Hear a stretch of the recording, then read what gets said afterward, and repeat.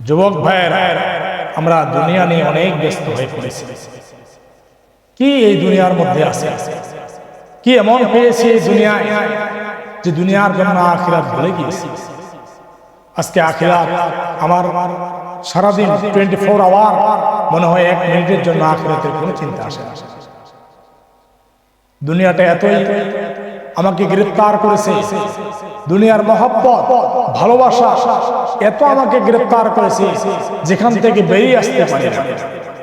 অথচ হাদিস কোরআনে পড়ে দেখো, দুনিয়াটা আখিরাতের চাইতে সামান্য পরিমাণ, কিঞ্চিত পরিমাণ। যে দুনিয়ার ক্ষণস্থায়ী কোনো একদিন কিয়ামত হয়ে যাবে, দুনিয়ার সময়, দুনিয়ার মেয়াদ শেষ হয়ে যাবে। তোমাকে আখিরাতের জিন্দেগির জন্য আমল করতে হবে, কিন্তু এই আখিরাতকে ভুলে গিয়েছি। দুনিয়াটা সামান্য পরিমাণ। আল্লাহ বলছে, ফামা মাতাউল হায়াতিদ দুনিয়া ফিল আখিরাতি ইল্লা কলিল। দুনিয়ার জিন্দেগিটা অতি সামান্য, কিঞ্চিত পরিমাণ, যেটা আখিরাতের চাইতে একেবারে নগণ্য, কয়েক সেকেন্ডের মুহূর্ত মনে হয়। ইমাম গাজ্জালির নাম আপনারা সবাই শুনেছেন। ইমাম গাজ্জালি তিনি বলেছেন, যারা দুনিয়া নিয়ে পাগল তারা শুনে নাও।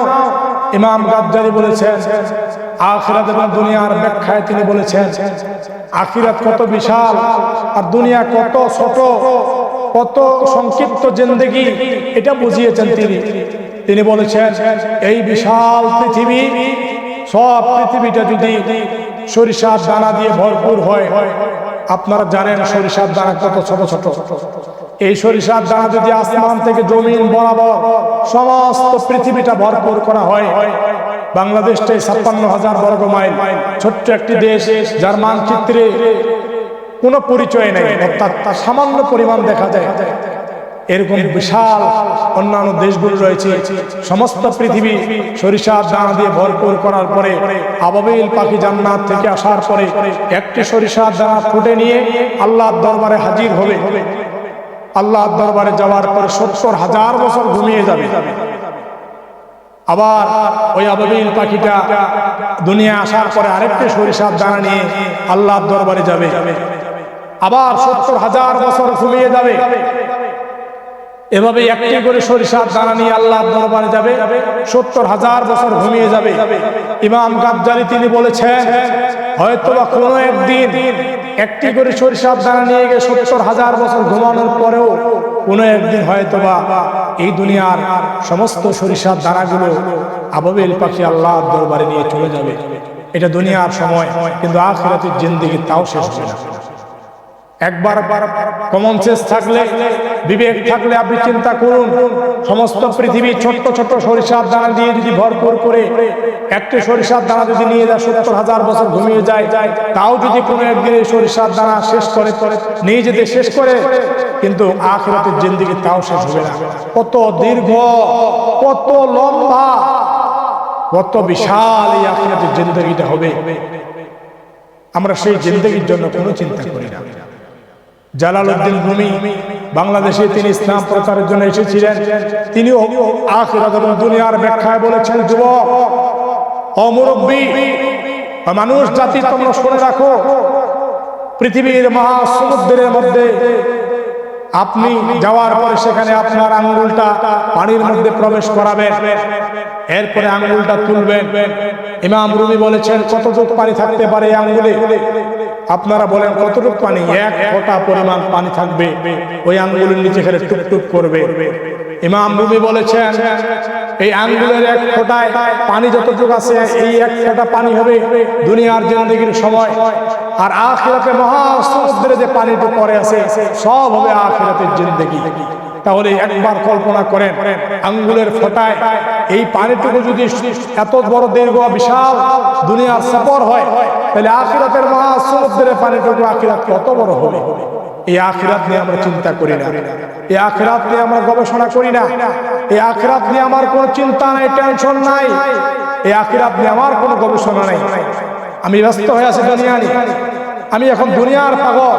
আমি এখন দুনিয়ায় কিভাবে অট্টালিকা করা যায়, দুনিয়ায় কিভাবে গাড়ি করা যায়, কিভাবে দুনিয়ায় বাড়ি করা যায়, কিভাবে একটা চাকরি নেওয়া যায়, কিভাবে দুনিয়ার মধ্যে রাজা বাদশার হালতে চলা যায়, কিভাবে ভালো ভালো খাওয়া যায়, কিভাবে মানুষের দ্বারে নিজেকে একটা বড় পরিচয় দেওয়া যায়, এই চিন্তায় আজকে আমাকে বিভোর করে ফেলেছে। সারাদিন 24 আওয়ার দিন এবং রাত আজকে যেন আমি পাগলের মতো ছুটতেছি দুনিয়াতে সফল হওয়ার জন্য। নিজেকে দুনিয়ার পিছনে এত ব্যস্ত করে ফেলেছি, এত ব্যস্ত করে ফেলেছি, কখন ফজর হয়, কখন এশার হয়, কখন রাত চলে যায়, কখন দিন নেমে আসে, আমার কল্পনা আসে না। দুনিয়াটা আমার জন্য কেন জানি স্বপ্নের লীলাভূমি হয়ে আছে। কেন জানি দুনিয়াতে ব্যর্থ হলে মনে হয় সম্মান, ইজ্জত, মান সব নষ্ট হয়ে যাবে। এই চিন্তায় বিধিব্যস্ত হয়ে আছে।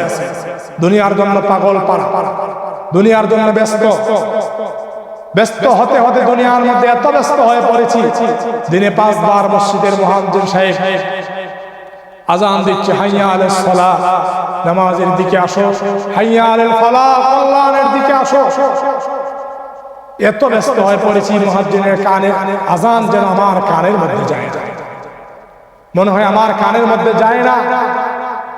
দিনে কতবার আজরাইল আলাইহিস সালামের কথা শোনা যায় যে অমুক জায়গায় একজন ব্যক্তিকে আজরাইল নিয়ে চলে গেল, অমুক জায়গায় অমুক মারা গেল, গাড়ির তলে অমুক পড়ে মারা গেল। আজকে অমুক ভাই বাসা থেকে বের হয়েছে, ভালো মানুষটা লাশ হয়ে ফিরে আসলো। আজকে অমুক ভাই কাজ করতে গিয়েছে, লাশ হয়ে ফিরে আসলো। আপনারা দেখলেন মাইনস্টার স্টুডেন্ট কলেজের মধ্যে কল্পনাও করতে পারে নাই ছাত্র ছাত্রী আজকে এরকম ঘটনা ঘটবে। যদি একটা বার কল্পনা করতে পারতো তাহলে তারা আজকে কেউ বাসায় আসতো, কেউ প্রতিষ্ঠানে আসতো, কিন্তু কল্পনাও করতে পারেনি। দুনিয়ার সফর কখন শেষ হয়ে যাবে, কখন কোথায় আপনাকে আল্লাহ ডেকে নিয়ে চলে যাবে, এইটা আপনি জানেন না। এজন্য আসুন ভাইয়েরা, যুবক ভাইয়েরা, কার পেছনে ছুটতেছো, কাকে সময় দিচ্ছ, কোন নেতাকে নিয়ে তুমি ব্যস্ত হয়ে পড়ে আছো? সেই নেতা কি পারবে তোমাকে কিয়ামতের দিন আল্লাহর জাহান্নাম থেকে বাঁচাতে? কার পেছনে ঘুরতেছো? সে বন্ধু কি নামাজি? কোন মেয়ের জন্য পাগল হয়ে গেছো? সে মেয়ে কি দিনদারি? কার পেছনে ছুটতেছো? কোন ব্যবসার জন্য পাগল হয়ে আছো? সে ব্যবসা কি হালাল? কোন চাকরির জন্য ব্যস্ত হয়ে আছো? সেই চাকরি কি হালাল? কোথায় ছুটতেছো? কোথায় পাগলের মতো তুমি সময় ব্যয় করতেছো? প্রতিটা সময়, প্রতিটা মুহূর্ত, প্রতিটা সেকেন্ড আমার আল্লাহর দরবারে তোমাকে জবাবদিহি করতে হবে। এই জবাব দিয়ে সেদিন আল্লাহর দরবার থেকে তোমাকে হয় জান্নাতি না হয় জাহান্নামী হতে হবে। এজন্য সময় এখনো আসে যুবক, কল্পনা করো সমস্ত ক্ষমতার মালিক আল্লাহ, এত লাফাঝাপা করার কোনো প্রয়োজন নাই। বিশ্বাস রাখো আল্লাহর দিকে, আল্লাহ সুবহানাহু ওয়া তাআলা তোমাকে রাস্তা তৈরি করে দিবে। আসুন আমরা দুনিয়ার জন্য পাগল না হয়ে নিজের বিবেকটাকে একটু খাটাই, আল্লাহর জন্য সময় দিই। এই দুনিয়া সময় শেষ হয়ে যাবে, আমিও চলে যাব, আপনিও চলে যাবেন, আগে সবাই চলে গিয়েছে, আমরাও কবরের পরপারে চলে যাব। এজন্য প্রস্তুতি নিই, আমরা কবরে যাওয়ার জন্য মাল সামানা তৈরি করি। দুনিয়ার মহব্বত ভুলে গিয়ে আখিরাতের পথের দিকে দিশারি হয়ে আখিরাতের জিন্দেগি দুনিয়াতে গড়ি।